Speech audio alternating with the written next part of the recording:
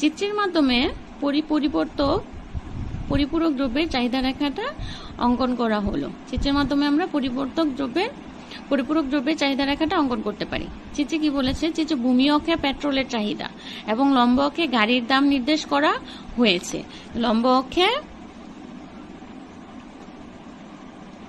গাড়ির দাম নির্দেশ করা হয়েছে, ভূমি অক্ষে পেট্রোলের চাহিদাটা দেখানো হয়েছে। চিত্রে দেখা যায় গাড়ির দাম যখন ওপিসি গাড়ির দামটা যখন ওপিসি অবস্থায় পেট্রোলের চাহিদা OQP, পেট্রোলের চাহিদা হচ্ছে OQP, গাড়ির দামটা যখন OPC, পেট্রোলের চাহিদা হচ্ছে OQP, যার সমন্বয় বিন্দু হচ্ছে আমাদের A। এই OPC ও OQP এর সমন্বয় বিন্দু হচ্ছে আমাদের A, সমন্বয় বিন্দু। এখন গাড়ির দাম কমলে, এখন এটা হচ্ছে গাড়ির দাম, প্রাইস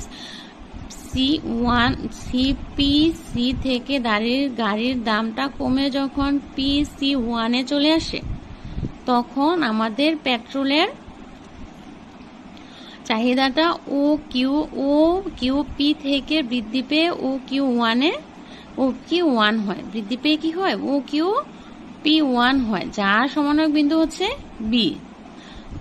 গাড়ির দাম OPC সমন্বয়ক বিন্দু হচ্ছে A, আর গাড়ির দাম